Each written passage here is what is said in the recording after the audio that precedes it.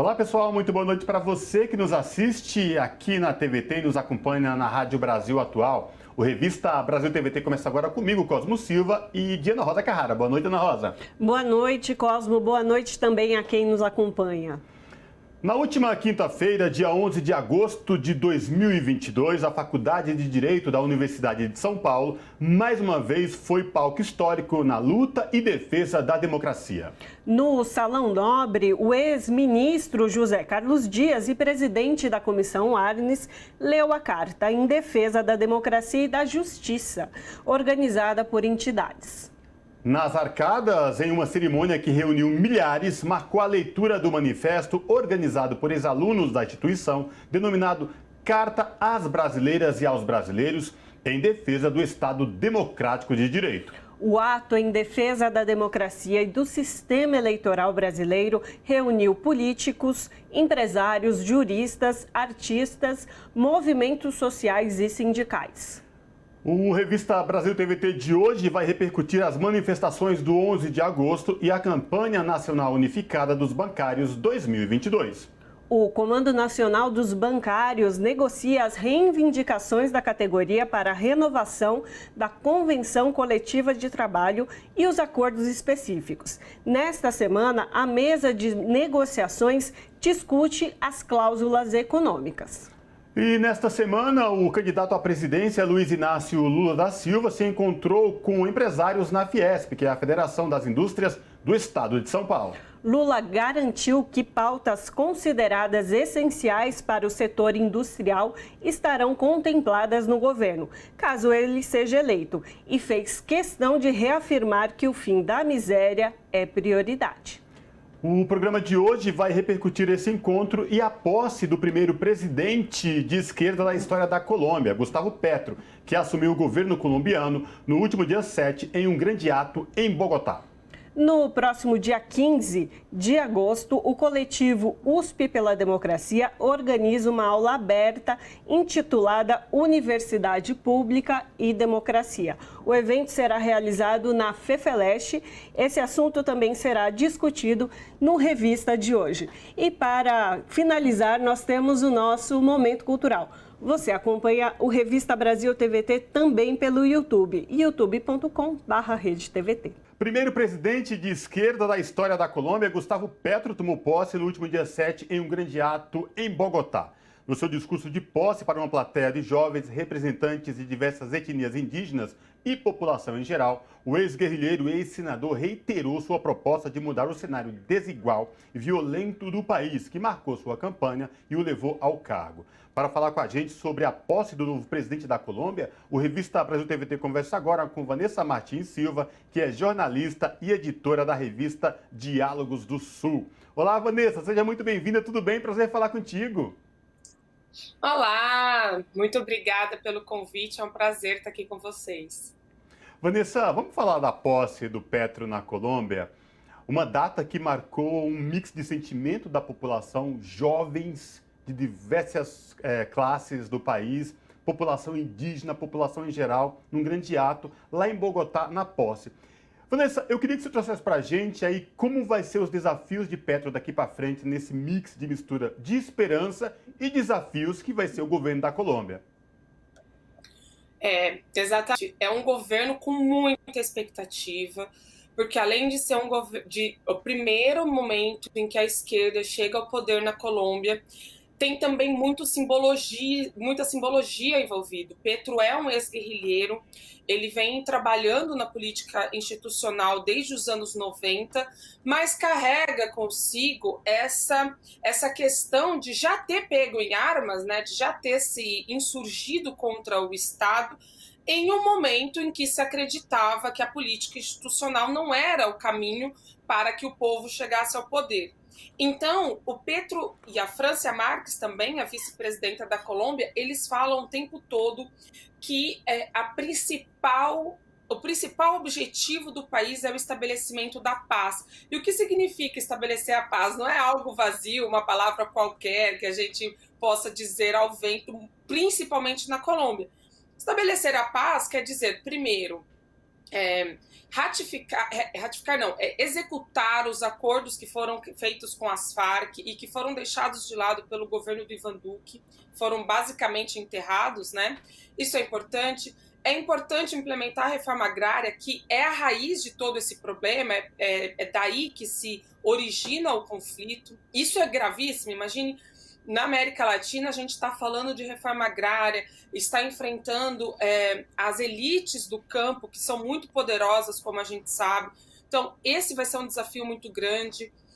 Ainda temos uma guerrilha ativa, que é o ELN, Exército de Libertação Nacional. Então, ele já fala também, já começaram as tratativas para levar adiante esse diálogo com o ELN em Cuba.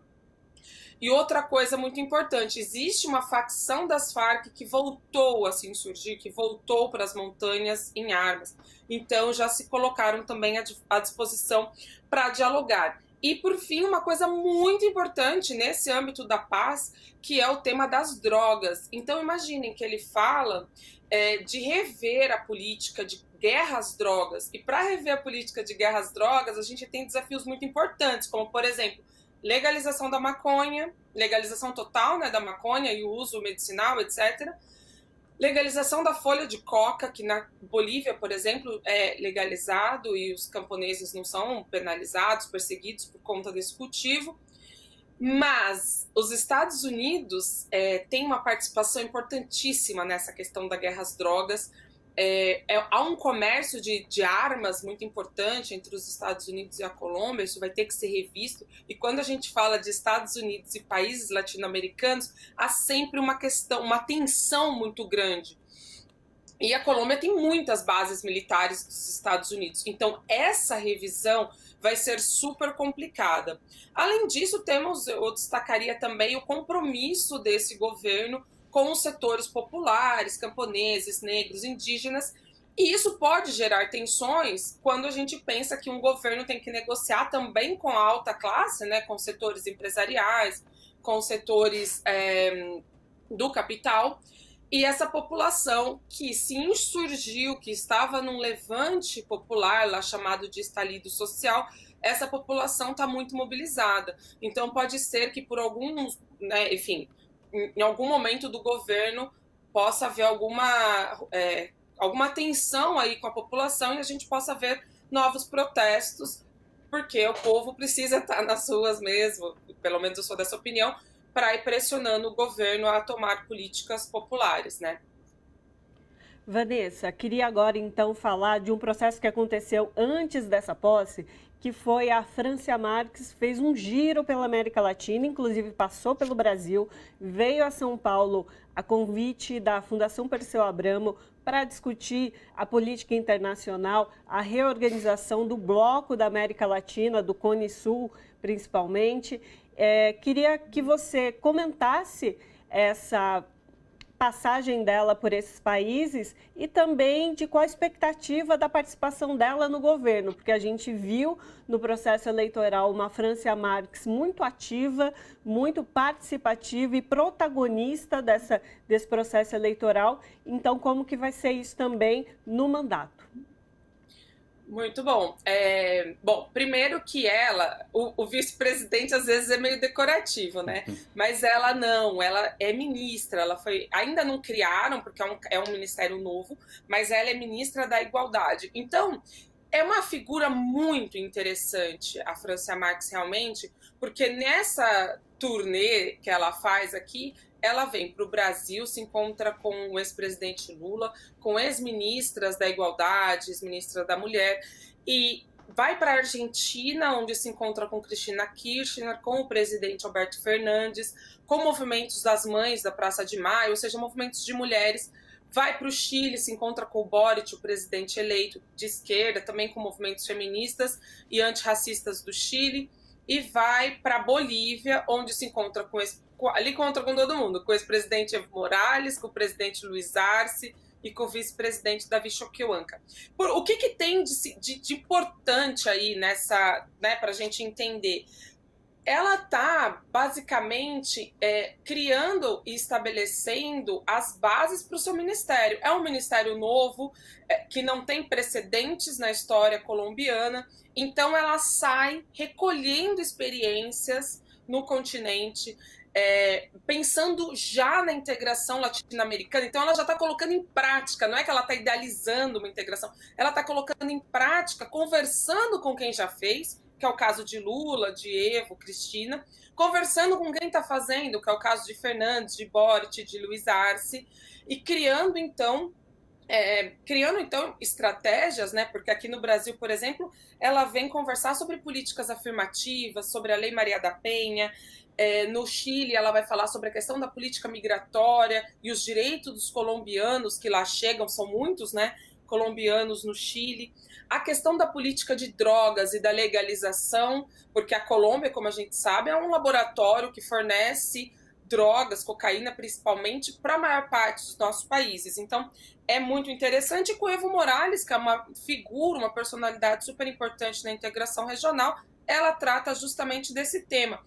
E outra coisa que ela traz enraigada nela é a política ambiental, que é outro tema que ela discute com todos esses governos. E lembrando que Chile e Argentina não, mas a Colômbia e a Bolívia dividem com o Brasil a Amazônia. Então, pensar uma política ambiental para a Amazônia, inclusive, precisa passar por uma integração e uma política conjunta, porque não adianta que só a Colômbia, e a Colômbia já está aí com sinais muito interessantes de uma política muito disruptiva na área ambiental, mas não adianta, né, só um país traçar essas diretrizes se os outros continuarem desmatando, queimando e destruindo, como a gente está vendo aqui no Brasil. Vanessa, eu queria que você falasse também para os nossos telespectadores aqui da TVT e ouvintes da Rádio Brasil Atual os vários símbolos, a simbologia que foi a posse de Petro na Colômbia, né? Encontro com indígenas, recusou tapete vermelho, falou com a população e deu garantias especificamente de que o governo vai trabalhar em prol da classe trabalhadora e para os mais vulneráveis. Isso é muito marcante, né?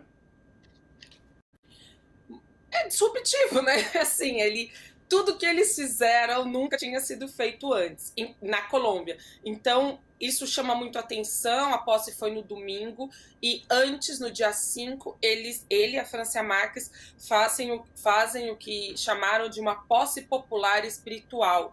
Não só como no caso da Bolívia, que já tem isso, uma tradição há anos, que é como lideranças indígenas, mas também lideranças indígenas, afrocolombianas e população como os jovens que estiveram na chamada primeira linha, que é essa frente de resistência e de defesa da manifestação, né? Então era quem levava a porrada literalmente ali dos policiais.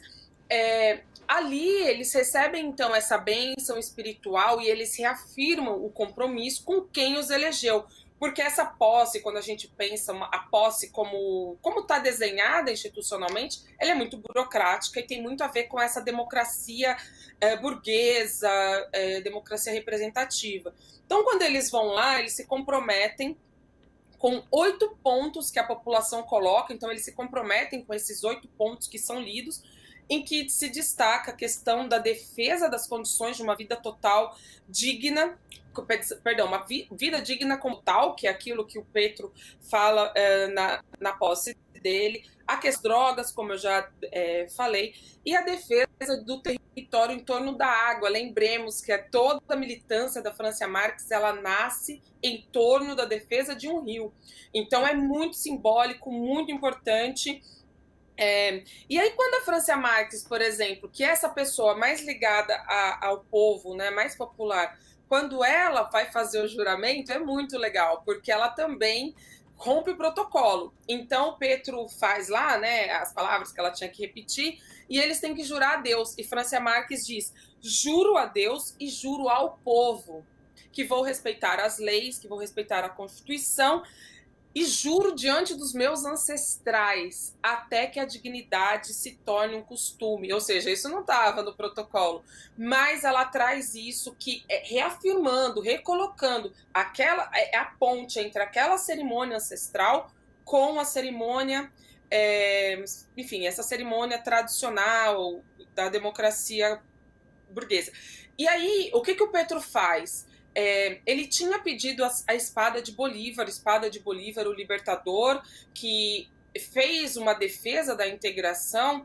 Ele é reivindicado pela esquerda, e quando a gente pensa no bolivarianismo do Hugo Chávez, também tem uma questão ali da direita boliviana, da direita colombiana, perdão.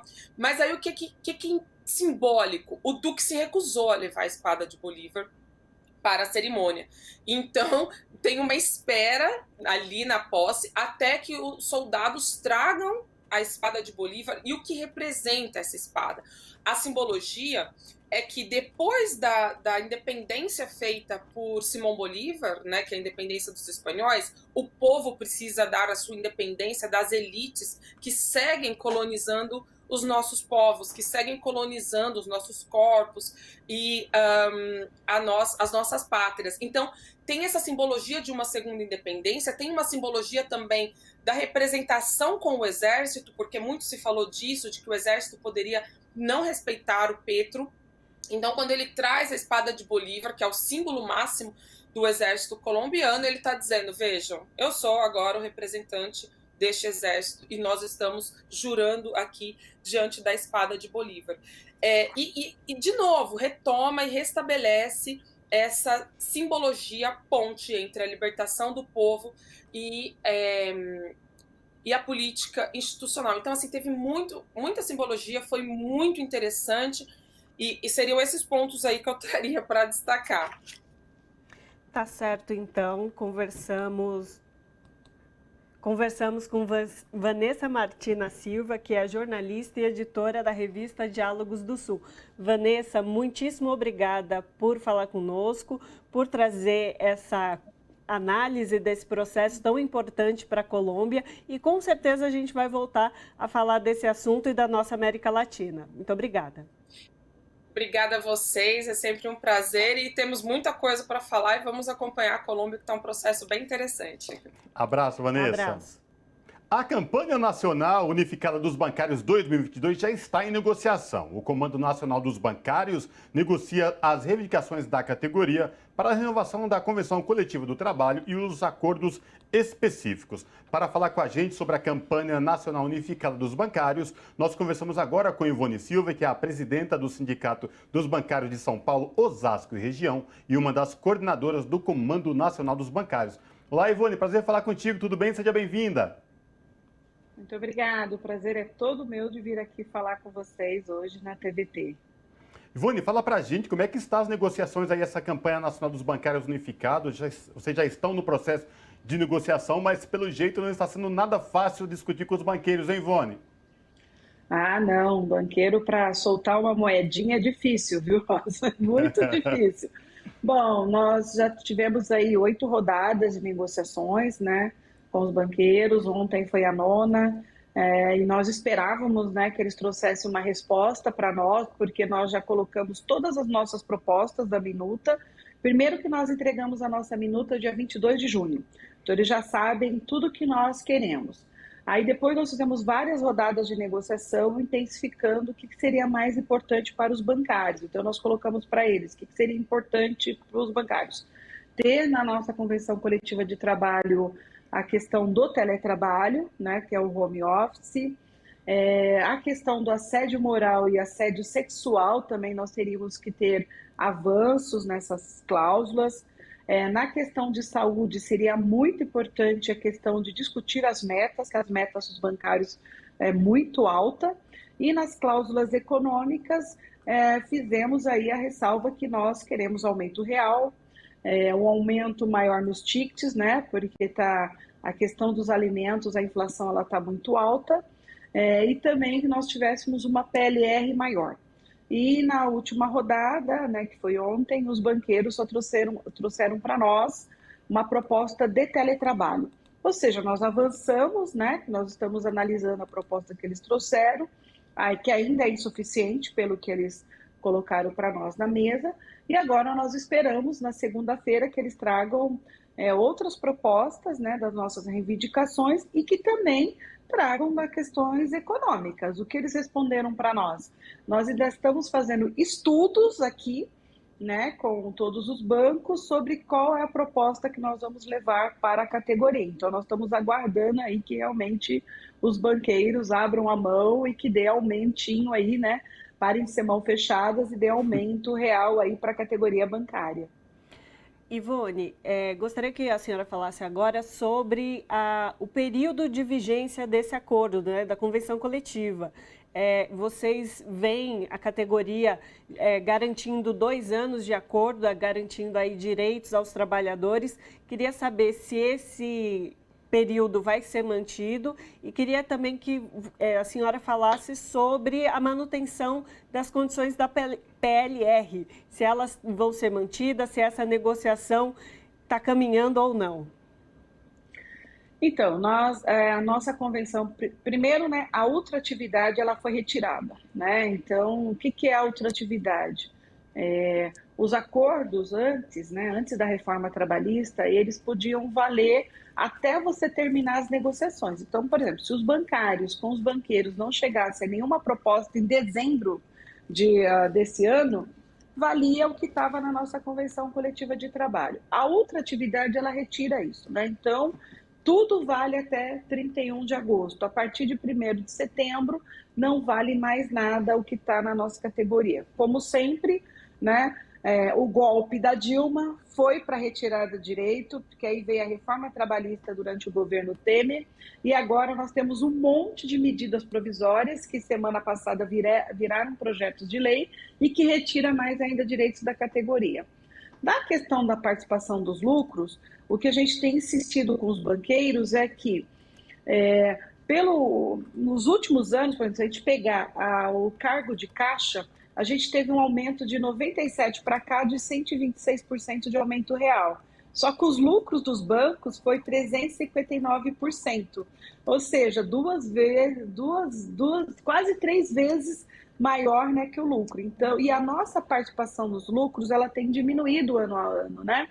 Então, quando nós começamos as nossas negociações em 1995, a participação de distribuição para os empregados era em torno de 14% do lucro líquido dos bancos. Hoje, os 3 maiores bancos privados pagam apenas 6% dos seus lucros. Então, o que nós queremos? Né? Que os bancos mudem, né? Então, na nossa proposta, lá tem na nossa minuta as propostas de como que seria a PLR e que ela seja maior, né? Porque, lembrando, gente, no Brasil, é só o Brasil e a Islândia, né, que não cobra, né, imposto, né, sobre o lucro, lucros, né, quando você é acionista, né? Então, você vai lá, ganha seu dinheirinho do banco, onde você investiu na bolsa, e você não é cobrado disso. O trabalhador, ele é cobrado na fonte em relação de renda, que vamos lembrar que a tabela do imposto de renda, né, o Bolsonaro insiste em não corrigi-la, então o trabalhador está pagando mais. E quando você pega isso, então quer dizer que a nossa participação enquanto trabalhadores tem diminuído em relação a isso, né? Então a gente paga mais impostos e mesmo assim a nossa distribuição, porque o trabalhador, quando pega a PLR dele, ele não vai investir na bolsa, ele vai na loja, né? Ele vai no supermercado, ele vai pegar esse dinheiro e vai rodar na sociedade. Então são bilhões da nossa participação nos lucros e resultado que volta para a sociedade, diferente dos acionistas, né? Os acionistas pegam esse dinheiro, embolsam e investem mais na bolsa, né? E isso não tem um retorno para a sociedade. Então, os trabalhadores, é muito importante que a participação dele nos lucros da empresa, porque ele que deu esse lucro e esse resultado para a empresa, volte. E quando volta, ele volta para a sociedade. Então, essa que é importante aí, a nossa grande briga pela participação dos lucros ser maior. Ivone, quando você fala em participação dos lucros maior, trazer um dado para os nossos telespectadores aqui da TVT e ouvintes da Rádio Brasil Atual, no primeiro semestre, os maiores 4 bancos do país, mais de 50 bilhões de lucros. 50 bilhões. E aí, da negociação da PLR, qual a justificativa, Ivone? O que eles explicam? O que não pode aumentar essa PLR? Não estão tendo lucro? Não, eles dizem que já gastam bastante, né, vamos dizer, essa parte administrativa, porque vamos lembrar, né, gente, os bancos, eles dão, assim, por exemplo, como a Petrobras e várias outras empresas estão sendo privatizadas, eles têm que dar retorno para os seus acionistas, né? E o mercado financeiro, ele é cada vez mais feroz, né? Por que que a briga do movimento sindical é não privatizar? Porque quando você privatiza, você obrigatoriamente vai para a bolsa e você começa a fazer. Quem é seu dono? São os acionistas, né? Que é a coisa dos bancos. Então, cada vez tem que ir lá diminuir, fazer os cortes administrativos, né? E aí, cortes administrativos, vocês entendam, funcionários e gasto com funcionário. Diminuir para que você possa dar mais lucro e, com isso, distribuir mais para os seus acionistas. Então, eles sempre olham o mercado, né? Porque esses acionistas, tanto daqui como de fora, eles são voláteis, então ele vai onde tem mais lucro, né? E dando mais lucro, então por isso que a gente paga uma gasolina tão cara hoje, né? Porque você é obrigado a dar lá razão, né, para você distribuir mais ações lá da Petrobras. Sabesp também é outro caso disso, né, em São Paulo. Então tem várias outras empresas que foram privatizadas que hoje estão no mercado. Então a desculpa deles é que é isso, né? Que já tem um gasto já maior em relação aos administrativos, que eles já pagam muito imposto para o país, né? Então, e sempre vão falando, olha, não dá, né? Tem outros concorrentes, então eles vão falando que o mercado hoje está aberto, por exemplo, para as fintechs e para as cooperativas e vão dando essa desculpa para não aumentar. Mas nós, bancários, continuamos ali insistentemente cobrando deles que eles façam essa distribuição para nós. Uhum. Ivone, essa campanha, ela está também englobando os trabalhadores dos bancos públicos, Caixa Econômica Federal e Banco do Brasil, outros bancos públicos, ou é só uma negociação dos bancos privados, dos trabalhadores do banco privado? Não, na nossa mesa senta de um lado o patronato, né, que é a FENABAN, que coordena, mais os 5 maiores bancos do país. E desses bancos são Banco do Brasil, né, a comissão de negociação deles, o Banco do Brasil, a Caixa, o Santander, o Bradesco e Itaú.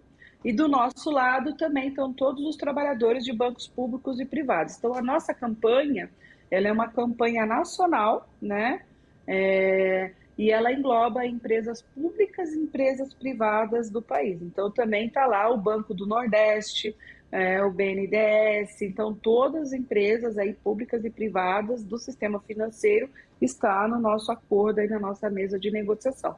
É uma negociação inédita, né, no país, né, que a gente reúne aí, primeiro porque ela é nacional e segundo porque ela reúne as empresas públicas e privadas.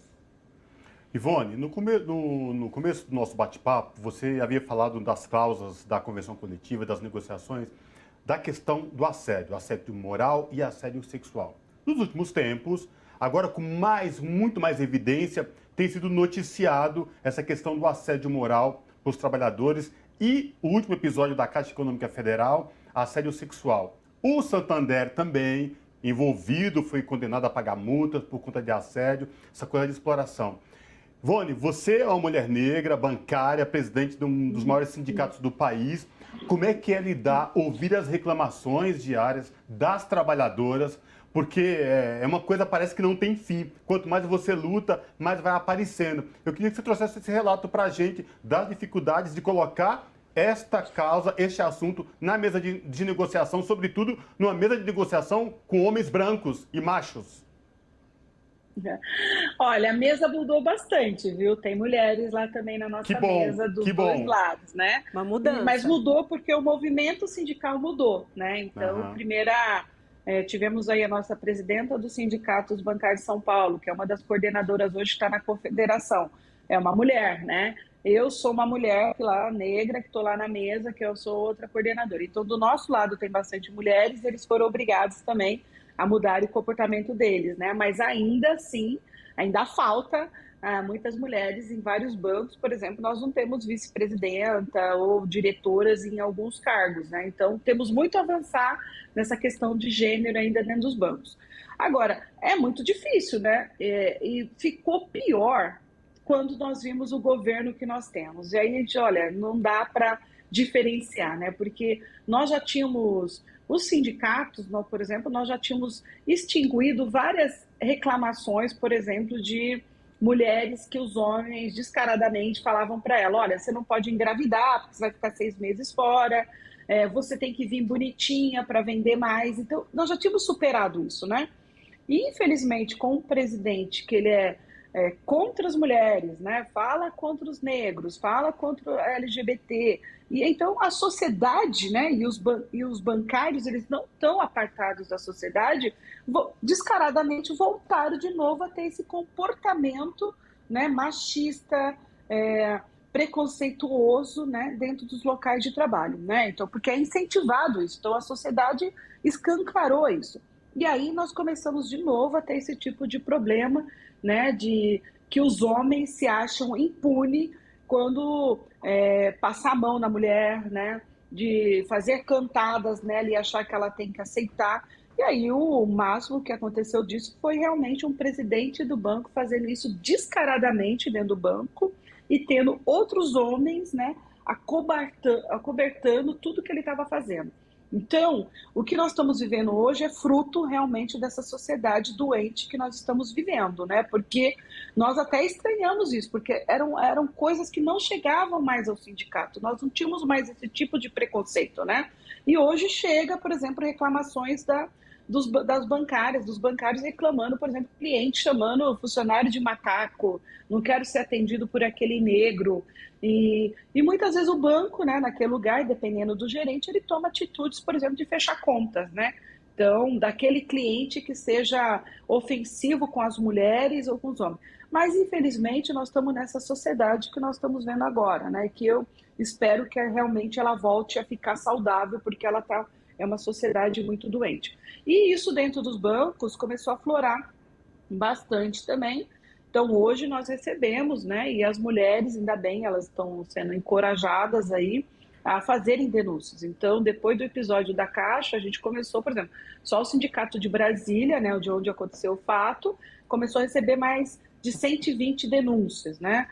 Nós de São Paulo também já acompanhávamos um caso muito sério de assédio sexual, e a gente continua acompanhando. E também durante a pandemia nós abrimos um canal, né? Basta Não Vão Nos Calar, e também nós colocamos isso na nossa convenção coletiva de trabalho, que é um trabalho para a proteção da mulher que sofre violência doméstica, gente, porque o que tem de bancária que tem sofrido, assim como toda a sociedade, a violência doméstica, né? Então, os bancos hoje, a gente tem todo um canal que a mulher liga, né? Então, ela tem ajuda psicológica, financeira, e dentro do sindicato também nós criamos um jurídico só para isso. Então, eram espaços que nós não ocupávamos mais e que a gente foi obrigada a ir ocupar esses espaços, porque a violência, ela começou a ser muito descancarada nessa sociedade. O sindicato hoje virou um espaço de apoio à mulher, ao negro, ao homossexual, que é realmente ofendido dentro do seu local de trabalho. Tá certo, então conversamos com Ivone Silva, que é presidenta do Sindicato dos Bancários de São Paulo, Osasco e região, e uma das coordenadoras do Comando Nacional dos Bancários, que negocia essa convenção coletiva da categoria. Ivone, muitíssimo obrigada pela sua participação conosco hoje. Eu que agradeço, gente. Tchau. Abraço. Abraço. Tchau. A Carta às Brasileiras e aos Brasileiros em Defesa do Estado Democrático de Direito superou 1 milhão de assinaturas no dia em que o povo foi às ruas defender as urnas. Participantes acreditam em mudanças em rumos políticos e garantia e aceitação do resultado das urnas. A TVT acompanhou esse dia histórico. Vamos acompanhar. Presidente da Comissão Arnes, o ex-ministro da Justiça, José Carlos Dias, se emocionou durante a leitura do manifesto e classificou de momento inédito a união de capital e trabalho em defesa da democracia. Todos os que subscreveram este ato reiteram seu compromisso inabalável com as instituições e as regras basilares do Estado Democrático de Direito, constitutiva da própria soberania do povo brasileiro, que na data simbólica da fundação dos cursos jurídicos do Brasil estamos a celebrar. O ato reuniu representantes do empresariado, como o ex-presidente do Banco Central do Brasil, Armínio Fraga, e presidentes das principais centrais sindicais do país, como CUT, Força Sindical e União Geral dos Trabalhadores. A atual conjuntura, a carestia, a perca dos postos de trabalho, as pessoas não terem condições de ter uma renda mínima para sustentar a sua família, pelo retorno da comida já na mesa dos trabalhadores, das trabalhadoras e de todas as famílias deste país. Somos mais de 60 milhões de trabalhadores no Brasil, estamos diretamente envolvidos e na defesa da democracia. Não podemos imaginar o país voltar ao retrocesso, não podemos imaginar o país continuar sofrendo ataques diários, ou mais que diários, de hora em hora, ataques ao sistema eleitoral, à sociedade civil organizada, aos nossos direitos. O ato foi acompanhado de perto por personalidades como o candidato ao governo do estado de São Paulo, Fernando Haddad, e Márcio França, que concorre ao Senado. Dentro de uma universidade como a USP, reconhecida pelo papel no processo de redemocratização do país, o movimento estudantil também deu seu recado. Não aceitamos as sanhas de uma tentativa de golpismo que flerta com o esgoto mais sombrio da nossa história. Para esses, nós dizemos: ditadura nunca mais. O coração de estudante sonha em celebrar a democracia que constrói um Brasil de esperança, paz e soberania, livre do machismo, do racismo, da fome e do desemprego. A mobilização aqui no Largo São Francisco é um marco que deve virar uma grande corrente em defesa do Estado Democrático de Direito.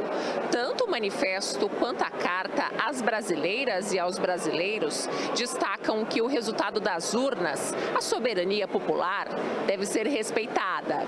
O ato de hoje, aqui na Paulista, ele compõe um conjunto de mobilizações no Brasil inteiro, em todas as capitais, no Distrito Federal, em outras cidades médias, por todos os estados do Brasil.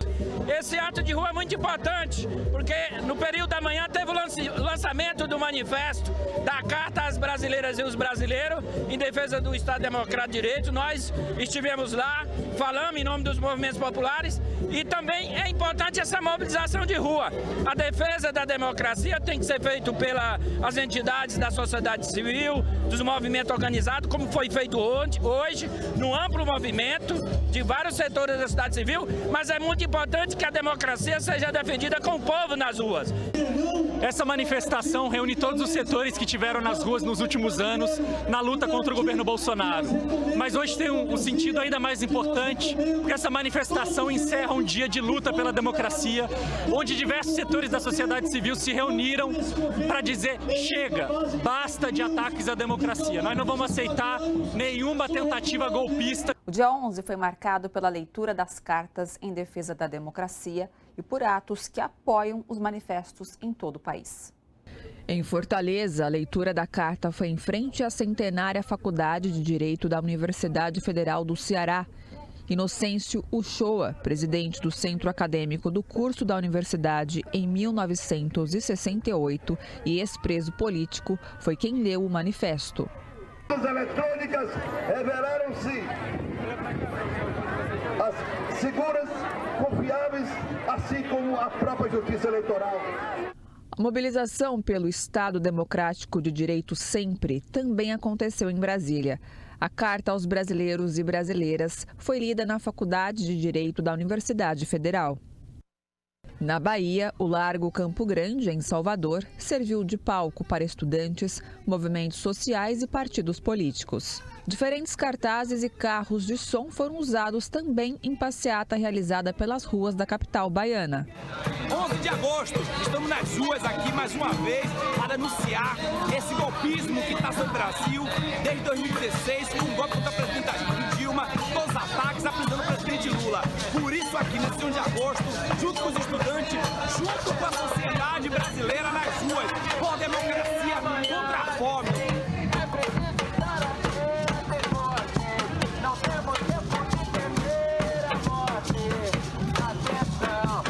Estamos aqui nas ruas hoje, 11 de agosto, dia do estudante, para dizer a todo o Brasil e para nossa Bahia que aqui na Bahia Bolsonaro não se cria. A mobilização desta quinta-feira em defesa da democracia contou com atos em pelo menos 26 capitais, mais o Distrito Federal.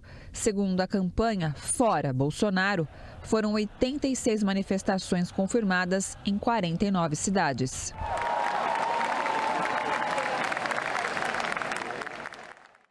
A iniciativa da Universidade de São Paulo repercutiu em outras capitais.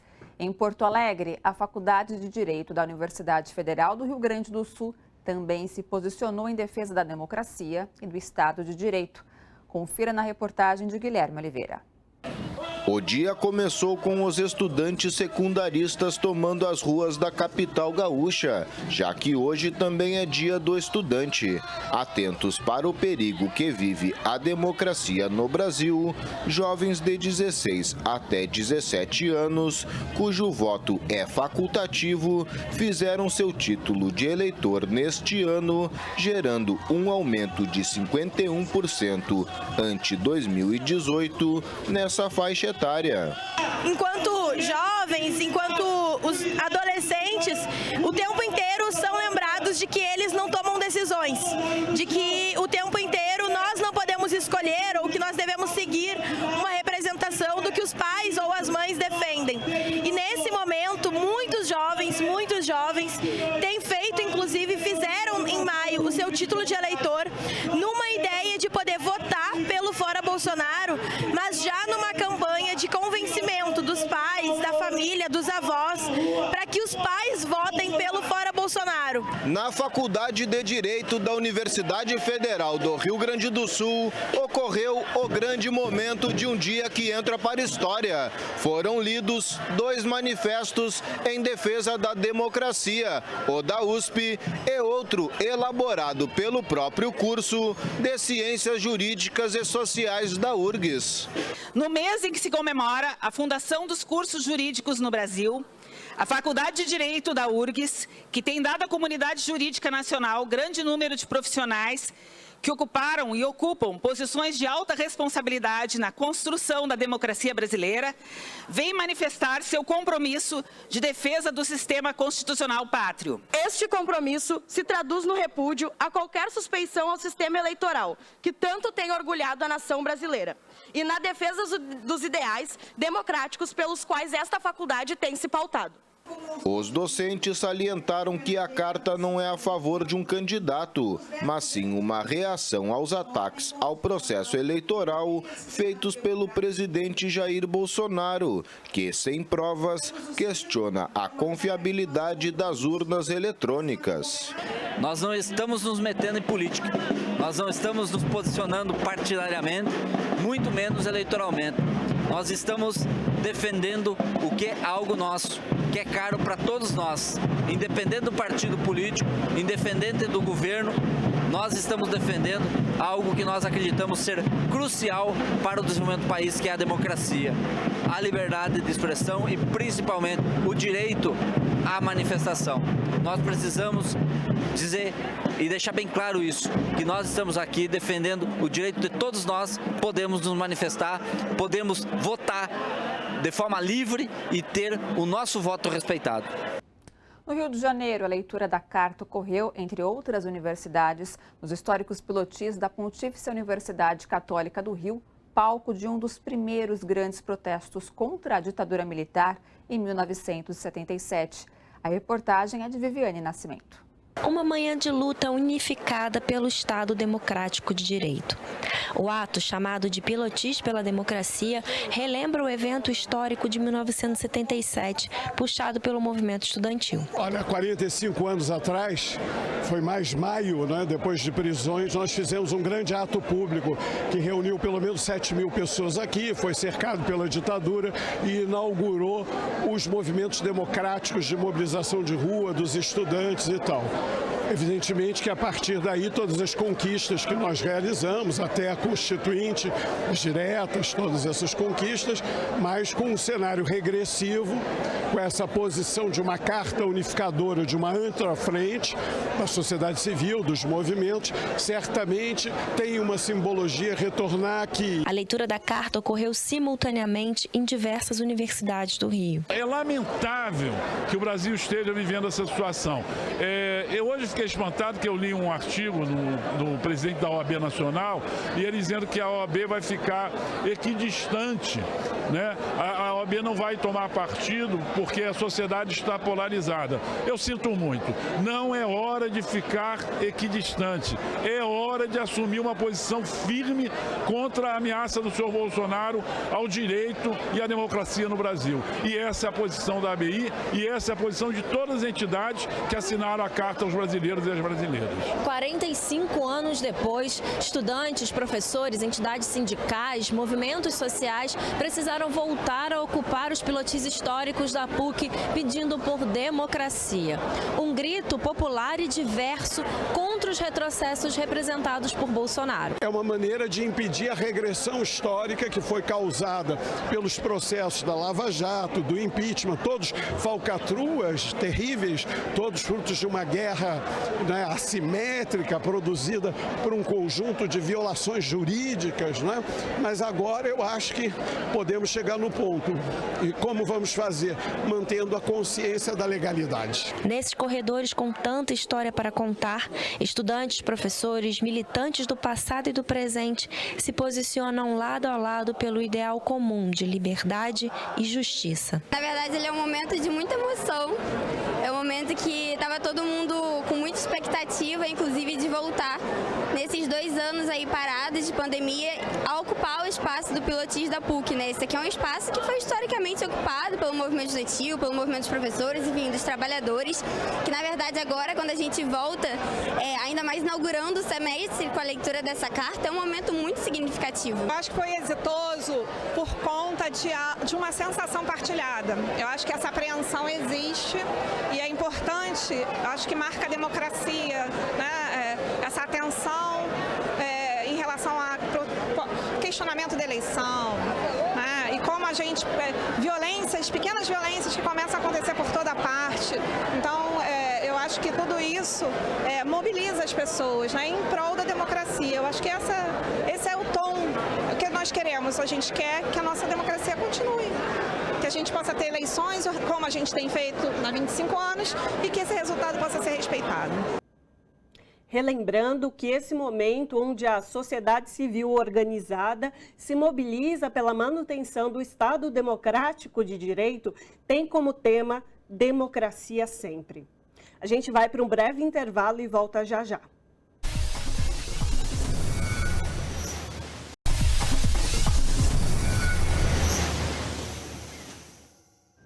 De volta com a revista Brasil TVT, aqui na TVT e também na Rádio Brasil Atual. Nesta semana, o candidato à presidência Luiz Inácio Lula da Silva se encontrou com empresários na Fiesp, que é a Federação das Indústrias do Estado de São Paulo. Lula garantiu que pautas consideradas essenciais para o setor industrial estarão contempladas no seu governo, caso vença as eleições. E fez questão de reafirmar que o fim da miséria é prioridade. Sobre essa questão, nós conversamos agora com Arualdo Oliveira da Silva, que é diretor executivo do Sindicato dos Metalúrgicos do ABC, presidente da Agência de Desenvolvimento Econômico do Rio Grande do ABC e da Industrial Brasil. Boa noite, Arualdo. Prazer falar contigo. Seja muito bem-vindo. Tudo bem? Tudo bem. Boa noite a todos e todas, né, que estão acompanhando a gente. Um prazer sempre estar aqui dialogando, né, com vocês. E estamos aí para debater um pouquinho sobre essa passagem do Lula pela Fiesp e outros temas. Maravilha. Haroldo, você como representante do Sindicato dos Metalúrgicos, do ABC e da Industrial Brasil, acompanhou este encontro do presidente Lula na Fiesp. O que você pode trazer para a gente? O que foi discutido com os empresários no que diz respeito à política de industrialização do Brasil, Haroldo? Acho que importante ressaltar nessa passagem do presidente, nessa sabatina que teve na Fiesp, né, acho que até antes de entrar um pouco sobre a questão da política industrial, que o presidente deixou bem claro, né, ele até reforçou algumas vezes, né, 3 palavrinhas que a gente precisa, né, para a gente começar a pensar de volta o desenvolvimento econômico no Brasil. Ele falou que o governo precisa de credibilidade, estabilidade e previsibilidade. Então, a partir daí, a gente consegue desenvolver as políticas públicas e o desenvolvimento, né, econômico necessário. Então, acho que a partir dessa fala dele, que ele reforçou, é onde a gente começa a pensar, né, e ele próprio, durante a entrevista, falou, durante a sabatina, né, que o processo de reindustrialização do Brasil, que é necessário, né, quem acha que não é necessário está errado, né, ele é essencial para o crescimento econômico. E aí, o que a gente precisa para pensar esse processo de reindustrialização? Pensar o que é a indústria do futuro, né, quais são os setores, como a gente vai pensar a política industrial, que é um pouco do que a gente vem tentando discutir e acumulando no último período. Certo. Haroldo, você está falando da reindustrialização, um processo tão importante aqui para o nosso país, como você bem colocou, e eu quero trazer a questão do desemprego também, que essa reindustrialização teria um impacto importante, considerando inclusive que a maioria dos desempregados hoje, segundo o IBGE, são mulheres e negros, que também é uma faixa que ganha menos. Então, queria que você comentasse qual seria o impacto para essa população específica. Legal, boa pergunta, porque acho que precisa reforçar para quem está nos acompanhando o porquê a gente discute tanto indústria, né? O porquê reindustrializar um país. Primeiro, né, acho que é importante, porque na hora que você pensa em indústria, você pensa em pesquisa, desenvolvimento, ciência, tecnologia. Então, você começa a deter, né, alguns elementos, né, que é essenciais para todas as áreas, tanto da economia até para a própria confecção da política pública. Mas a cadeia industrial, ela é muito grande. Então, o emprego na cadeia industrial, ele é maior do que nas outras cadeias, porque setor de serviço, comércio, em grande parte também depende da indústria. Então, por isso a necessidade da gente discutir política industrial. E como eu falei, discutir política industrial é você também deter tecnologia. Então, é você, através dessas novas tecnologias, a gente poder, né, projetar a política pública, a gente, a partir dessas novas tecnologias, a gente pensar qual o conforto e qual qualidade de vida a gente vai dar para a sociedade.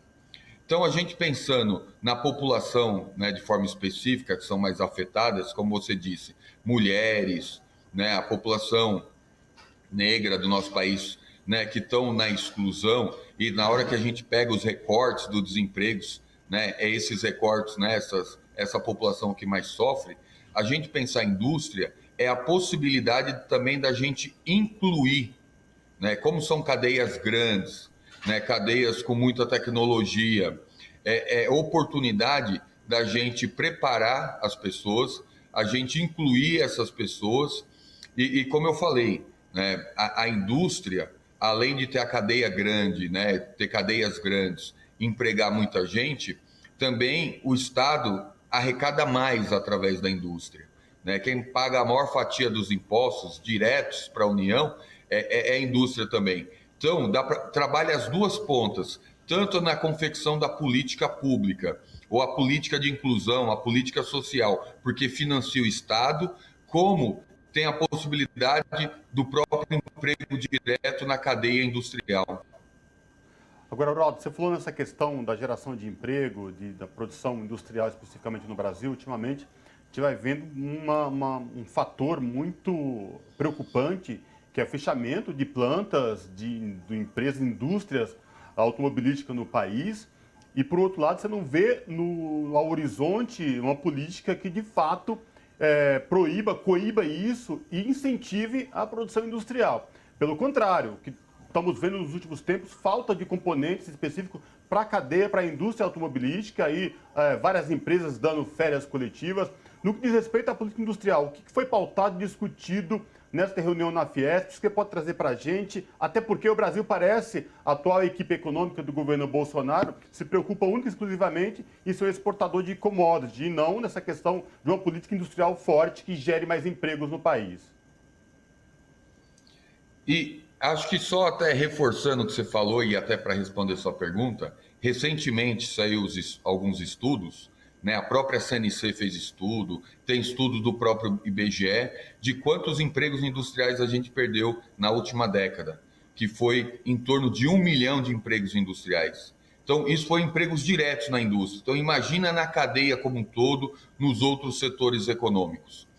Tem outros estudos também que mostram que de 2015, né, até hoje, em média, fecha 17 empresas no Brasil, né? Então, tem alguns que calculam que já fechou de 2015 até agora, fecharam mais de 20 mil indústrias no Brasil. Então, para a gente ver o tamanho do impacto e a falta de reação do atual governo, principalmente, né, que não acredita na indústria. E aqui, toda hora que a gente faz o debate da indústria, não é colocar um setor econômico contra o outro. A agricultura tem uma importância tremenda para o nosso país. A agricultura é geradora também de tecnologia e demanda a própria indústria. A gente sempre tem que lembrar isso. Mas, de novo, a gente não vai sobreviver e não vai criar emprego somente com a agricultura. A gente precisa pensar os outros setores e, de novo, principalmente a indústria. E nesse quesito, né, o presidente deixou bem claro na Fiesp que, de fato, a gente tem que ter um plano de reindustrialização do Brasil. A gente precisa dialogar com a sociedade e com os empresários e com os trabalhadores, quais são as indústrias para o futuro. Então, dentro da indústria do futuro, né, com as novas tecnologias, essa transformação, quais que a gente vai fazer um recorte aqui para o Brasil, a gente vai se apoderar. A gente precisa, né, e ele deixou claro também lá na Fiesp, a gente precisa organizar melhor os instrumentos de financiamento e de investimento da indústria no último período, principalmente no governo atual. A gente desmontou o BNDES, né? A gente tinha uma área imensa no BNDES voltado para a indústria, a gente tinha uma área imensa no BNDES voltado para a inovação, foi desmontado nesse governo, então a gente precisa reorganizar, né, o BNDES, que é o Banco de Fomento Brasileiro, como as outras instituições financeiras. A gente tem um problema muito grave no Brasil, que é o custo do capital. É inviável, principalmente para o micro e pequeno empresário, para o micro e pequena empresa, pegar empréstimo. A gente viu o que foi na pandemia, né? O governo falou que liberou, né, alguns milhões de reais para o micro e pequeno, mas que eles não conseguiram ter acesso, porque foram no banco comercial e o custo do crédito e a burocracia é tão grande que eles não conseguem ter acesso. E o presidente deixou claro também na Fiesp que tem que ter uma preferência na hora de fazer o recorte da indústria também, que é com micro e pequeno, que esses são a base da indústria e que são os que empregam mais. Então, a gente tem que fazer um recorte especial para micro e pequena indústria. Uhum. Arualdo, você já disse de certa forma sobre isso, mas eu queria que você falasse um pouco mais, você que foi reeleito recentemente para ser presidente da Agência de Desenvolvimento Econômico aí do Grande ABC, queria que você falasse sobre esse impacto da saída das plantas para a população dessa região, das cidades. Como é que fica o dia a dia sem esse investimento da indústria tão importante para esses conglomerados urbanos? A gente aqui na região do ABC sente muito, né, esse processo de desindustrialização. A gente sempre até comenta, a gente tem um processo severo de desindustrialização no Brasil, no estado de São Paulo, e no ABC a gente sofre mais do que o estado de São Paulo e que o Brasil, porque o ABC é mais industrializado. E se me permite só um parênteses, né, no último período a gente até tem classificado que não existe uma desindustrialização nesse momento. Tem uma política anti-indústria, né, nesse momento no Brasil. né? Porque só fazendo um recorte, antes de voltar aqui no ABC, porque no último período o governo federal abriu tanto as portas para os importados, sem necessidade, começou a alterar tanto algumas cadeias produtivas que ele está matando. Então, a política anti-indústria. E aqui na região C, a gente tem dialogado muito sobre o futuro da indústria. A gente está muito preocupado. A gente tem uma indústria química muito forte aqui na região, petroquímica e química. O setor automotivo é 30% da indústria da região e a gente vem tentando debater, porque é isso que você falou, a gente vem sentindo. É fechamento de algumas montadoras, perdendo elos da cadeias importantes como das autopeças. A gente percebeu indústria farmacêutica, que já foi forte aqui na região, a gente perdeu também no último período. E a gente vem tentando reagir, né, tentando discutir, colocando no centro da pauta aqui da região esse debate sobre a indústria. A gente fez um grande encontro em maio sobre o futuro da indústria aqui no ABC. A gente trouxe atores importantes para esse debate e a gente instituiu um fórum da indústria do ABC, para a gente tentar pensar o que é essa indústria do futuro, né? Tentar pensar como readensar os elos da cadeia que a gente perdeu. E um dos objetivos é a gente tentar desenhar um pacto regional pelo futuro da indústria na região. Então, nesse momento, a gente está dialogando com as prefeituras, universidades, sindicatos, né? O CIESP aqui regional, todas as indústrias, para a gente tentar desenhar um pacto pensando quais as ações que cada ator desse precisa fazer, principalmente o poder público, e quais as ações que a gente precisa também pautar, o Estado, né, e o Brasil. E aqui a gente tem um acúmulo tão grande aqui na região do ABC que eu acho, né, não acho não, tenho certeza que a gente tem capacidade de sugerir, né, o que tem que ser essa nova política industrial. Aroaldo, nosso tempo já está chegando ao fim, infelizmente, mas eu queria que você comentasse também o papel da Industrial Brasil. Você preside a Industrial Brasil, essa iniciativa que veio inspirada na Industrial Global, uma entidade que engloba vários sindicatos e representa milhões de trabalhadores. Fala um pouquinho para os nossos telespectadores aqui da TVT e também ouvintes da Rádio Brasil Atual, da importância da Industrial Brasil. A Industrial Brasil é fruto de um debate muito grande, né, das centrais sindicais, né, de tentar juntar, né, todo mundo que discute indústria, né, numa organização só. Né, é resultado do debate da Industrial Global, como você falou. Então, a gente, nesse esforço, em todos esses debates, a gente juntou, né, criou a Industrial Brasil, né, no final de 2020, então a gente criou no meio da pandemia. A gente não teve tanta oportunidade de divulgar. Estamos, nesse momento, organizando alguns projetos, alguns debates, ainda mais nesse momento eleitoral. Um grande debate que a gente vem fazendo, e foi um dos objetivos da criação da Industrial Brasil, que é discutir política industrial. Então, a gente está no esforço de criar uma sinergia entre as entidades sindicais. A gente tem até uma proposta, né, que começou a sendo discutida dentro do macro setor da CUT, né, e passou pela Industrial. Hoje a gente está discutindo com todas as centrais sindicais, que é um plano para o futuro da indústria, que a gente chama de Plano Indústria 10+, que a gente começa a pensar o que tem que ser a política industrial para o futuro. Um pouco mudando, né, a lógica de qual sempre foi a política industrial, porque a gente vem discutindo que a indústria não pode ter o fim em si mesma. Né? A gente não pode pensar em indústria por pensar em indústria. A indústria tem que ter um objetivo. E o objetivo que a gente vem discutindo, a indústria tem que estar organizada para atender às demandas da sociedade, a demanda social. Então, a gente tem demanda na área de saúde, né? A gente acompanhou o resultado da pandemia. A gente tem demanda na área de mobilidade. A gente tem demanda da habitação, saneamento. Então, a partir dessas demandas e solucionando essas demandas, né, dando conforto para a população, bem-estar para a população, a gente organiza as cadeias produtivas. Então, é um pouco do que a gente vem discutindo dentro da Industrial e convido as pessoas depois a acessarem nossas redes para ir conhecendo mais. Tá certo, então conversamos com Aroaldo de Oliveira da Silva, que é diretor executivo dos sindicatos dos metalúrgicos do ABC e presidente da Industrial Brasil, como ele bem disse. Aroaldo, muito obrigado pela sua participação aqui no Revista hoje. Eu que agradeço o convite, me sinto sempre lisonjeado quando dialogo com vocês e agradeço a todos que nos acompanharam aí com paciência. Um abração, boa noite a todos e todas.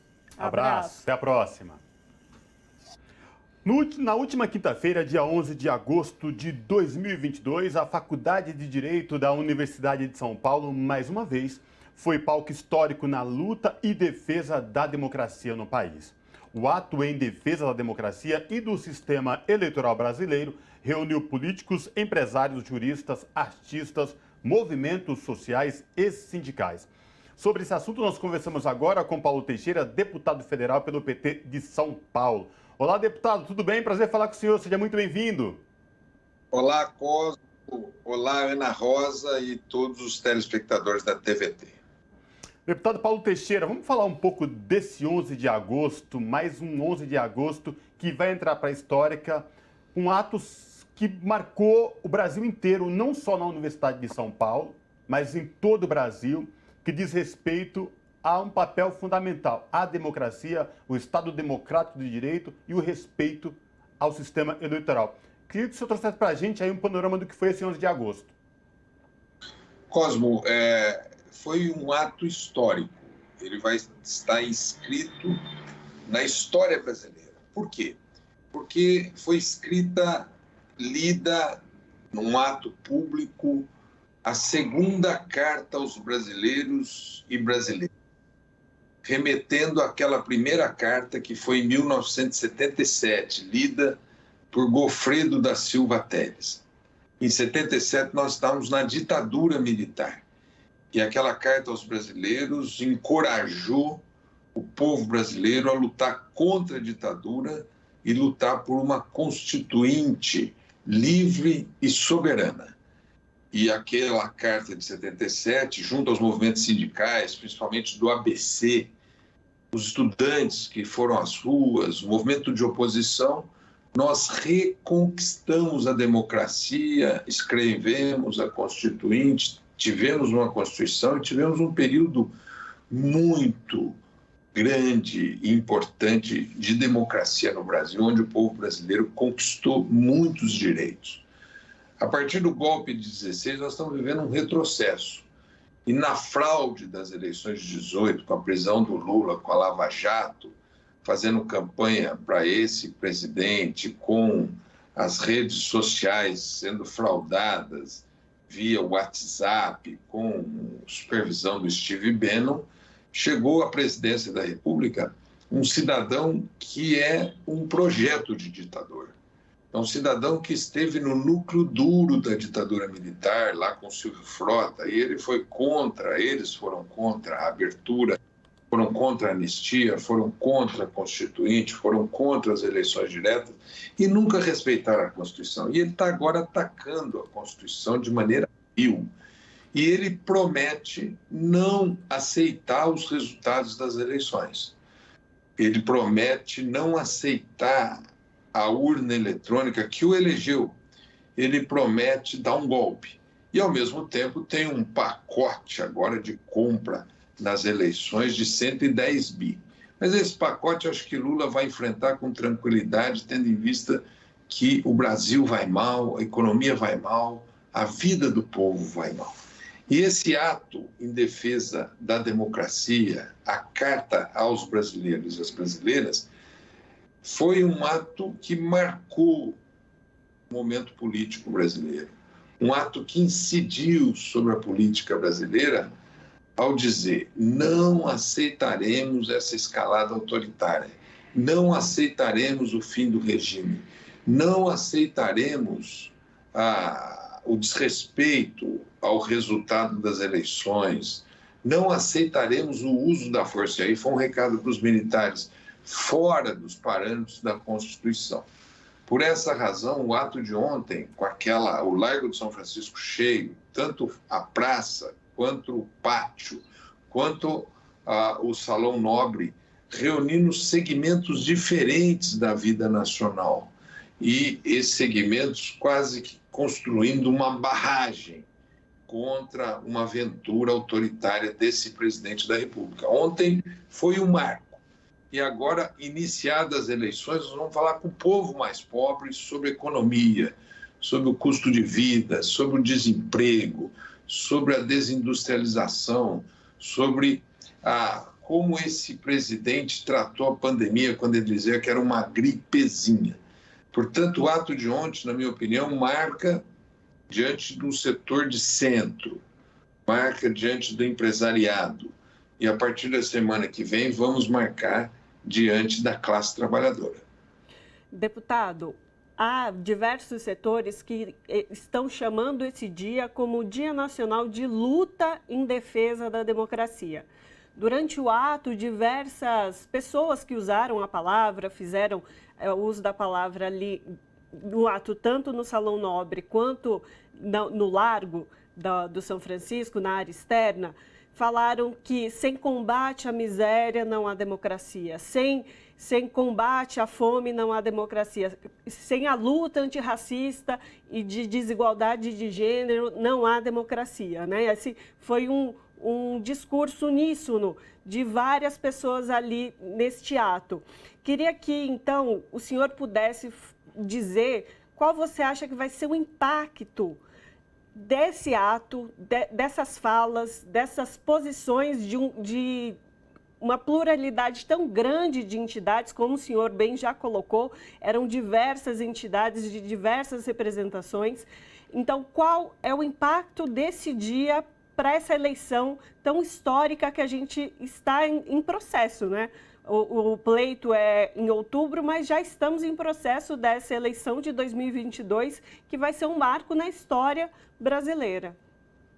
Então, Ana, o que diz a nossa Constituição? A nossa Constituição, ela propõe o desenvolvimento nacional, a soberania nacional, a diminuição das desigualdades sociais, regionais, igualdade racial, igualdade de gênero, respeito à orientação sexual. A nossa Constituição proclama a defesa do meio ambiente e ela que vem sendo atacada. A nossa soberania vem sendo atacada, a Amazônia vem sendo destruída, a desigualdade social está aumentando na sociedade brasileira, não estamos promovendo o desenvolvimento, mas sim estamos nos tornando novamente uma economia primária. Então, esse presidente, ele ataca a Constituição e por onde que a gente vai recuperar os direitos? Pela democracia, pelo seu aperfeiçoamento, pelo diálogo. Ontem, usaram da palavra empresários da Fiesp, mas usaram da palavra também a UNE, a CMP, o Raimundo Bonfim falou, os sindicatos. Todos os sindicatos ali representados. E assim, esse movimento é um movimento que diz o seguinte: nós queremos a democracia para implementar a Constituição e não para destruí-la, como está sendo feito agora. Implementar a Constituição é a educação pública de qualidade, é o financiamento do SUS, um sistema de saúde de qualidade, é o acesso à universidade, é um sistema de proteção social. Por isso nós temos que recuperar os direitos trabalhistas e os direitos previdenciários. É implementar o projeto constitucional que foi aprovado em 88 ali. Por isso que eu achei genial quando o Lula convidou o Alckmin para ser o vice. Ele está recompondo as forças políticas do Pacto de 88. E é isso que nós temos que fazer. Temos que aperfeiçoar a nossa democracia sem sombra de dúvidas. Por exemplo, o número de mulheres nos parlamentos é inaceitável. Nós temos que ter cotas de mulheres nos parlamentos, negros, temos que recuperar a representação indígena no Brasil. E por essa razão, o ato de ontem marca essa força. Veja, hoje teve uma polêmica, né, sobre esse tema que o André Janone está dizendo, né? Os dois,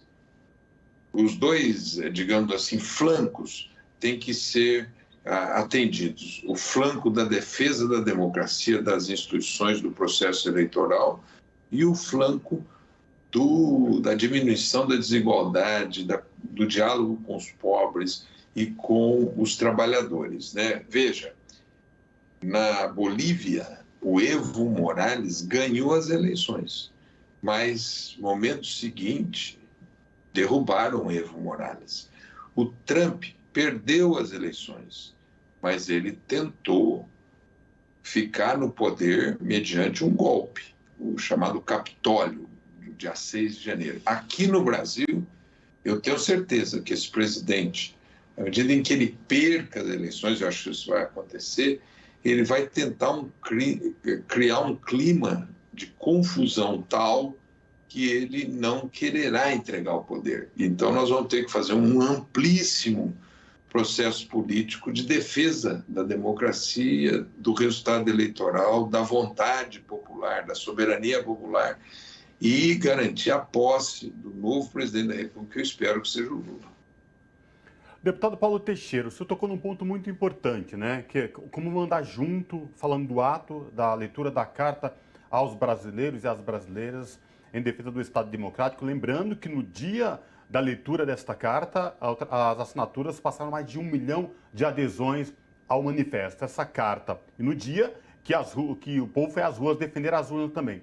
Mas eu queria que o senhor trouxesse para a gente desse desafio da importância, não tem discussão quanto a isso, do marco histórico, que foi a leitura dessa carta em defesa das urnas e do sistema eleitoral e da democracia, mas também desse desafio, deputado, de dialogar, de chegar até a ponta, o outro lado da ponta, que é a família que vai ao supermercado hoje e com o auxílio de R$600 não consegue comprar, por exemplo, a metade de uma cesta básica para se alimentar durante o mês. Dialogar com esses milhões de desempregados e mais, com esses milhões que sofrem de insegurança alimentar e que não têm o que comer diariamente, deputado.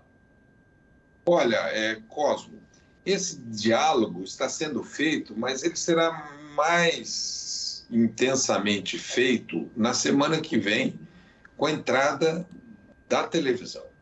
E na televisão, o debate será esse. O centro do debate é o debate econômico. O debate econômico que vai mostrar que antes, no governo Lula, a geladeira estava cheia, a mesa estava farta. Hoje, a mesa está vazia, a geladeira está vazia, a família está desprotegida. Vejam o preço do leite. Tem gente comprando soro, R$8 o litro do leite. A carne virou um produto de luxo. Antigamente você ia na periferia de São Paulo, do Brasil, no sábado era aquela fumaça do churrasco. Hoje a carne ficou inacessível. Esse presidente tirou o Brasil do mapa do mundo e colocou o Brasil no mapa da fome. O desemprego está altíssimo, os empregos criados são de péssima remuneração. A juventude não tem horizontes mais. Esse será o debate político a partir da semana que vem. A lembrança que esse presidente da República disse que seria uma gripezinha, que a pandemia seria uma gripezinha, e já morreram 670 mil pessoas, e estima-se que nós tenhamos 1 milhão de sequelados, sequelas neurológicas, respiratórias, sequelas renais, em função da política irresponsável desse presidente da República. Esse auxílio emergencial de R$600 é o que nós sempre propusemos. Nós que votamos, eles queriam 200, nós quisemos 600. E eles deixaram o povo brasileiro 4 meses sem auxílio emergencial. Mas é importante dizer ao povo brasileiro, eles votaram uma PEC que garante o auxílio emergencial até dezembro. Nós quisemos levar para o ano que vem, eles não aceitaram levar para o ano que vem. E no orçamento eles estão propondo retornar para 400. Não, nós vamos mantê-lo e vamos manter um valor de R$600 e trazer as demais políticas públicas. Veja o auxílio emergencial que eles aprovaram, esse Auxílio Brasil. Quem tem 3 filhos recebe 600. Quem não tem nenhum filho recebe 600 também. Está certo isso? Está errado. E quando o Lula tinha o Bolsa Família, o que se fazia no Bolsa Família? Era o valor da transferência de renda, mas a família tinha prioridade na saúde, prioridade na educação, prioridade nos programas habitacionais, prioridade nos programas de geração de emprego e renda. Enfim, Era um programa, mas também tinham emprego, tinham salários e tinha controle inflacionário. Hoje não tem emprego, não tem salário, não tem controle inflacionário. Deputado, nós estamos falando de um ato que aconteceu na cidade de São Paulo, na Faculdade de Direito da USP, que foram lidas 2 cartas importantes, também tivemos a carta da Fiesp, várias outras universidades também fizeram atos públicos com a mesma temática de defesa da democracia nesse dia. E como o Cosmo já colocou, houve grandes manifestações de rua também. Gostaria que o senhor, então, fizesse um balanço dessas manifestações, qual que é a sua avaliação desse dia em todo o Brasil? Olha, foi um dia maravilhoso, histórico. A carta foi lida lá das universidades, porque estava lá o reitor da USP, estava também o diretor da faculdade da GV, da Faculdade de Direito, Oscar Vilhena, outros diretores de faculdades, então tinham intelectuais, artistas, empresários, a Uni falou, o CMP falou, também teve o ato, foi no pátio da Faculdade de Direito, a Maria Paula Dallari, Butti, a Eunice de Jesus, o Flávio Berremar e a vice-diretora, e tiveram atos em várias faculdades, a PUC teve um ato, a Unicamp teve, o UNB teve, a USP teve, então vários lugares replicaram, mas ontem à noite o movimento Fora Bolsonaro foi para as ruas. No final da tarde, tinha milhares de pessoas na rua dos movimentos de moradia, do movimento estudantil.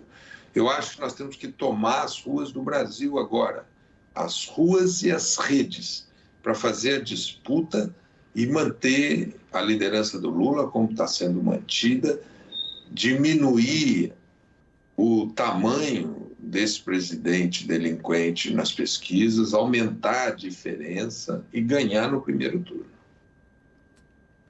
Tá certo, então conversamos com o deputado federal pelo PT, Paulo Teixeira. Paulo, muito obrigada pela sua participação aqui no Revista de hoje, para falar de um tema tão importante que foi essa defesa da democracia e do Estado de Direito, a manutenção deles aqui no nosso país, né? Muito obrigado, Ana Rosa, Cosmo Silva, e um abraço aos telespectadores dessa TV, que cada dia será maior e vai estar entre as maiores TVs do Brasil, que é a TVT, a TV dos Trabalhadores. Abraço, deputado. Abraço. Obrigado. E a gente vai para um breve intervalo e volta já já.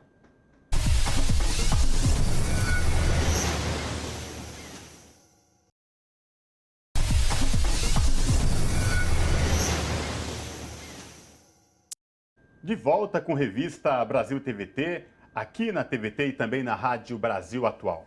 No próximo dia 15 de agosto, o coletivo USP pela Democracia organiza uma aula aberta intitulada Universidade Pública e Democracia. O evento será realizado na FEFELESH, que é a Faculdade de Filosofia, Letras e Ciências Humanas da Universidade de São Paulo.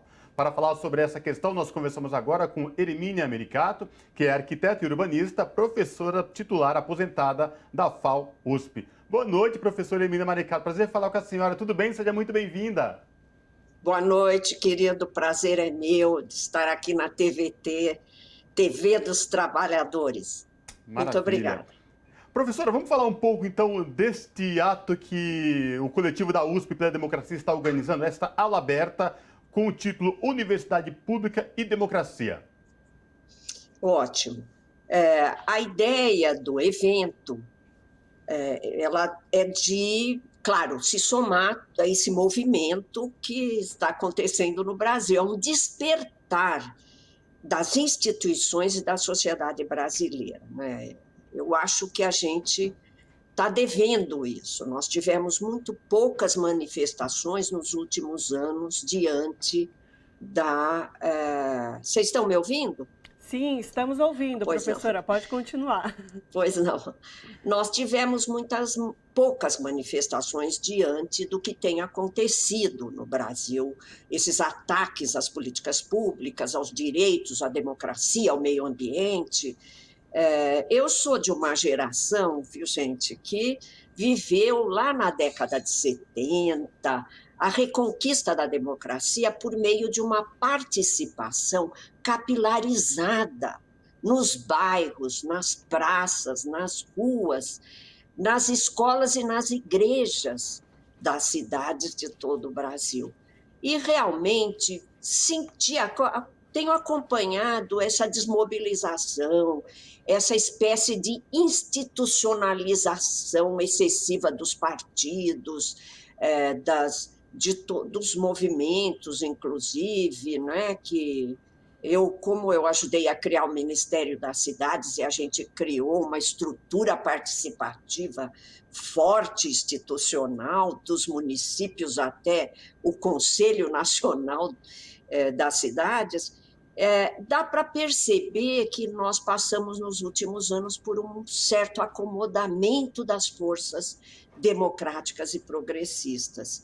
E é com muito prazer que eu fui convidada para essa aula, por iniciativa de professores, estudantes e funcionários da USP, de despertar a USP e a Universidade Pública Brasileira para uma tarefa que ela tem na sociedade brasileira, não é? Que ela é de devolver tudo que ela ganha da sociedade, essas condições da gente desenvolver conhecimento científico, técnico, conhecimento histórico. Eu me lembro muito do Paulo Freire, não é? Darcy Ribeiro, explicar o Brasil aos brasileiros e trazer propostas de solução para uma das sociedades mais desiguais do mundo. Uhum. Professora, esse momento, essa aula vai acontecer na FEFELESH, que é uma faculdade dentro da USP que, historicamente, no processo da ditadura militar, foi um ninho, um local de grande debate, de grande articulação política. E nesse momento que a gente vive agora, com a democracia em risco, com um esquema de possibilidade de golpe, essa faculdade voltar a se mobilizar. Queria que a senhora comentasse esse momento e também se pudesse falar da participação dos jovens. Você disse que foi um evento aí estimulado pelos professores, trabalhadores da USP e também pelos alunos e alunas. Queria que a senhora comentasse essa participação desses jovens que são uma geração que não passaram pela ditadura militar e não provavelmente conhecem a história da FEFELESH nesse processo, mas não passaram por esse processo. Olha, realmente, nos últimos anos, eu andei até fazendo algumas queixas. Cadê a universidade pública, né? O movimento estudantil, o movimento dos professores? Você tem algumas áreas mais engajadas, né, na história da sociedade brasileira, educação, saúde, por exemplo, né? Tivemos alguns momentos de engajamento intelectual. Eu me refiro à década de 70, sem dúvida. Nós tivemos uma nova leitura da sociedade brasileira, engajamento de intelectuais, né? Mas eu tive uma experiência recente. Nós criamos, a partir da Frente Brasil Popular e da chamada da Frente Brasil Popular, do Projeto Brasil, uma rede que se chama BR Cidades, um projeto para as cidades do Brasil.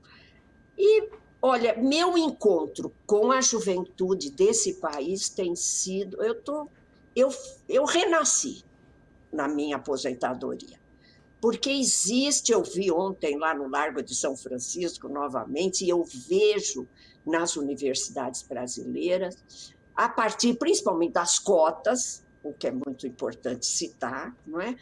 Um renascimento de um ativismo que o Brasil nunca teve, é preciso dizer isso. Porque a luta pela democracia no Brasil, que foi muito importante, né, a partir de 1985, especialmente, até 2016, nós tivemos muitas conquistas eu não desconheço, o Paulo Teixeira estava citando muitas conquistas aqui na entrevista com vocês, mas nós não tivemos a inserção da maior parte da população brasileira que é preta e parda. Eu dei aula na USP durante 40 anos, eu tive um aluno negro durante 40 anos. Hoje eu sei que há 80 negros e negras, mas ainda é pouco, não é? E isso vai fazer a diferença. Então, o que eu quero trazer aqui é essa iniciativa da USP pela Democracia, sem dúvida nenhuma, vai reativar algumas unidades que estavam, como eu falei, né, nos últimos anos, numa certa letargia, né? Se você olhar as periferias, por exemplo, você percebe que aquelas comunidades eclesiais de base, ligadas à teologia da libertação,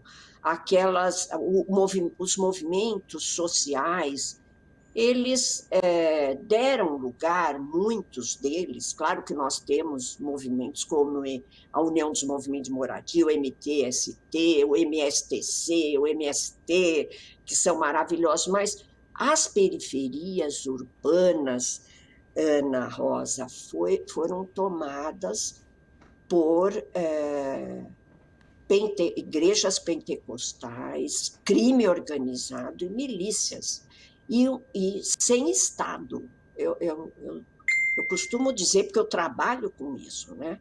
São áreas sem Estado, não é? E acho que a universidade está despertando para dar uma grande contribuição. A reitoria da USP, a nova reitoria, está falando nisso, é com muita alegria que eu li os documentos.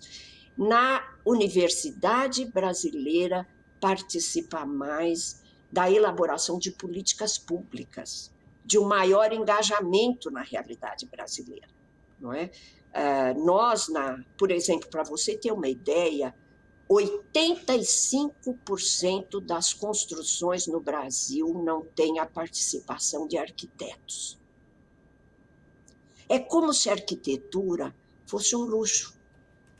É como se a segurança física, jurídica, a salubridade nas moradias fosse luxo, fosse dispensável. É por isso que nós estamos vendo tanto desastre nas cidades brasileiras, não é? Eu, particularmente, que sou da área de arquitetura e urbanismo, posso dizer tranquilamente aqui para vocês que a informalidade, a ilegalidade na condição da moradia urbana é regra, não é exceção. Essa cidade que a gente conhece, essa cidade oficial, formal, essa cidade do mercado, da elite branca, essa cidade é minoria. E a mídia mesmo não trabalha com essa ideia de que a exclusão é regra e não é exceção. É como se, não, tem uma parte lá da população morando em favela, não é assim. É por isso que eu acho que é tão importante esses eventos, são tão importantes esses eventos que estão acordando a universidade pública para um papel que pode transformar a sociedade brasileira. Olha, eu estava olhando aqui... Professora, só cortando a senhora, desculpa, mas esse assunto que a senhora falou me remete, quando a gente fala assim, da universidade pública e democrática, de que universidade nós estamos falando e de que universidade pública e gratuita nós queremos. Quando a senhora falou, deu exemplos dos negros. Se essa universidade pública e gratuita não for inclusiva e não receber todos e todas, ela não tem seu papel definido. E aí, nesse sentido, eu queria que a senhora falasse também de quem vocês convidaram, quem vai participar deste ato tão importante, para que, de fato, a gente reconheça a universidade pública e gratuita, inclusiva e para todos e todas. Olha, eu fui convidada ao ato, eu não sou uma das organizadoras, e sei que houve uma discussão sobre essa questão, claro, tanto que nós temos uma das convidadas, que é uma professora negra da USP. se eu não me engano, porque eu fui convidada, como eu te falei, eu apenas soube que deu essa discussão, não é? E eu queria dizer que eu concordo totalmente com você. Sabe, se a universidade pública, veja bem, ela custa para todos, a sociedade brasileira paga por ela. E durante a maior parte da sua vida, ela não incluiu os negros e negras. É muito importante que a gente levante isso.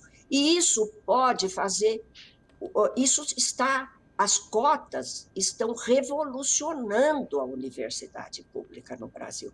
Nós temos, pela primeira vez, a introdução de disciplinas de extensão universitária na minha área, por exemplo, de arquitetura. Significa o quê?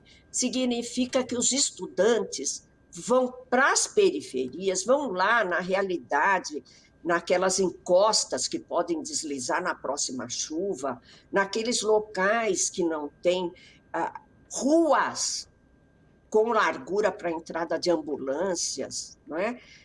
E coleta de lixo, por exemplo, e ajudar a resolver isso. Em várias universidades, estudantes que estão sendo formados agora para essa realidade. Não é para fazer a grande arquitetura, não é, dos grandes eventos, não é? Ela tem lugar também, obviamente, né? Mas nós temos a maior parte da população urbana brasileira excluída do direito à cidade. A posse formal da terra, ela divide a sociedade brasileira, né? A terra é um nó nas relações sociais no Brasil. E nós temos que trabalhar com esse debate da exclusão. Eu estava levantando os números da USP. Abri hoje, viu, um arquivo sobre os números. São 61 mil estudantes de graduação, 32 mil estudantes de pós-graduação, mais de 5 mil professores, mais de 13 mil funcionários técnicos e administrativos. São 112 mil pessoas. Você imagina esse exército da paz, esse exército do bem, esse patrimônio de gente produzindo conhecimento, como eu disse, explicando o Brasil aos brasileiros, mas trazendo propostas e soluções, o que significa, eu acho, uma revolução na sociedade brasileira. A hora que a universidade pública estiver socialmente engajada, nós vamos ter uma mudança na sociedade brasileira. E concordo com você, essa mudança tem que ser antirracista, ela tem que ser democrática do ponto de vista racial, senão ela não vai existir, senão nós não vamos ter democracia no Brasil. Tá certo, então nós conversamos com a professora Hermínia Maricato, que é arquiteta e urbanista, professora titular aposentada da FAU-USP. Professora, só lembrando que esse debate vai falar sobre as universidades públicas e a democracia. Mais uma vez, a democracia sendo pauta desse tema, já que estamos, inclusive, beirando as eleições, que é um processo tão importante para a nossa sociedade, que é onde o cidadão e a cidadã pode efetivamente fazer parte desse processo de democracia, realmente construir a democracia. Né, professora, muito obrigada pela sua participação. Tenho mais alguns minutos, não? Se for rápido, por favor, pode... Sim. Eu estava lembrando aqui que uma das principais propostas que nós temos para salvar o Brasil é um equipamento, é uma rede de equipamento nas periferias urbanas, voltada para a infância e juventude, essa geração que está sendo sacrificada não só pelo desemprego, por essa falta, ataques à democracia, mas pela pandemia, pela fome. Essa infância e essa juventude merece um equipamento que o Darcy Ribeiro criou no governo Brizola, em 1982, o CIEPS, que nós criamos em São Paulo, na época dos CELS, que é educação ligada ao exercício da cultura, da arte, do esporte. Toda criança, nas periferias e jovens, tem o direito do desenvolvimento das suas potencialidades. Onde isso foi feito, nós temos orquestras sinfônicas formadas principalmente com predominância de crianças negras, nós temos crianças com medalhas aí no campo do esporte, vocês estão vendo isso nas Olimpíadas. Então, nós precisamos resgatar uma geração para apostar no futuro do Brasil. Isso faz parte do direito à cidade. Muito obrigada, gente. Exatamente, professora. Esse compromisso com a educação pública de qualidade, como o Cosmo colocou, como você colocou, e nós vivemos num momento de desmonte da educação pública, das universidades públicas nesse momento, com esse atual governo. Então, exatamente esse debate é muito importante. Então, mais uma vez, conversamos com Hermínia Maricato, que é a arquiteta e urbanista, professora titular aposentada da FAUSP. Muito obrigada pela sua participação com a gente aqui hoje no Revista. Obrigada. Abraço, professora. Abraço. O nosso momento cultural de hoje é com o Vitor Quinjo, cantor, compositor, produtor e pesquisador da cultura e regeneração dos rios. Vitor apresenta seu novo trabalho, Terráqueos, que é um mergulho na música do mundo brasileiro, nipo-indígena e latino-asiático. Vamos acompanhar.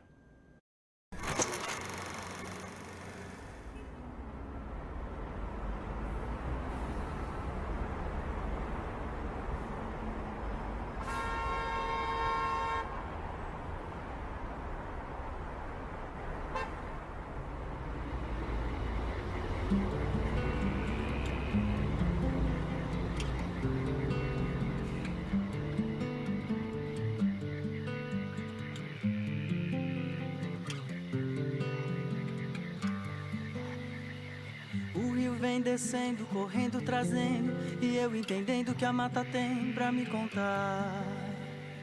A mata diz com muito atento que os bichos lá estão se escondendo à medida que o homem chegar. O rio vem descendo, correndo, trazendo, e eu entendendo que a mata tem pra me contar. A mata diz com muito atento que os bichos lá estão se escondendo à medida que o homem chegar. Então eu perguntei ao rio se ele sabe como eu posso ajudar. Então eu perguntei ao rio se ele sabe como eu posso ajudar.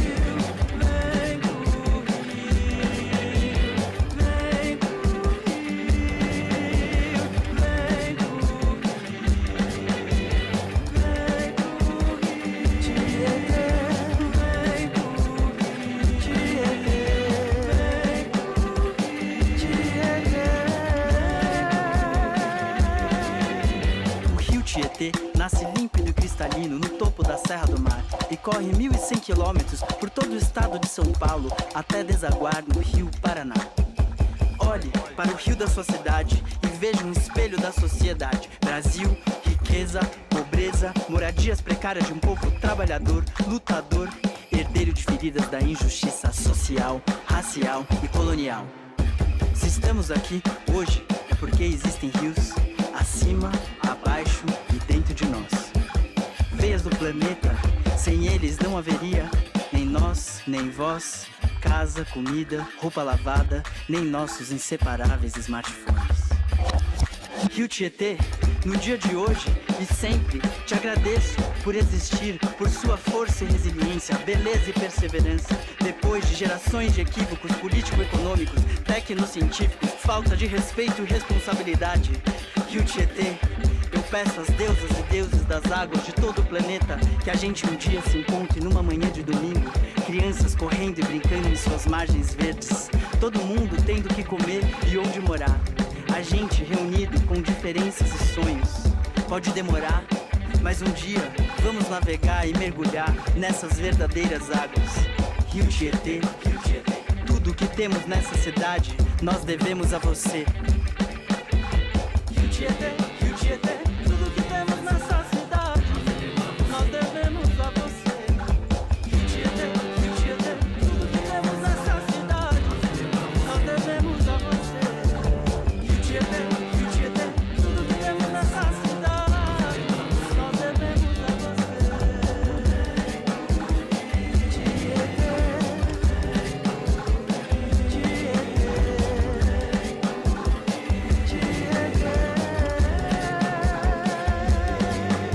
A cidade de São Paulo tem mais de 300 rios pavimentados pela civilização.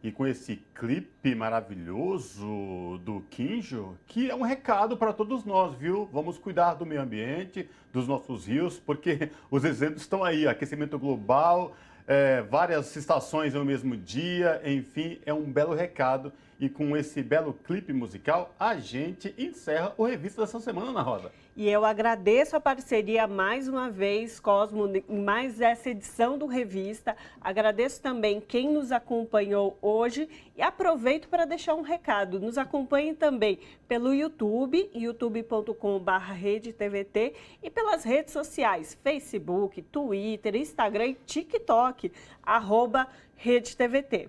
Um abraço, até semana que vem. Gente, obrigado pela companhia. Foi muito bom estar com vocês aqui no Revista Brasil TVT, na TVT e na Rádio Brasil Atual. Se cuidem todos e a gente volta a se encontrar na semana que vem. Tchau!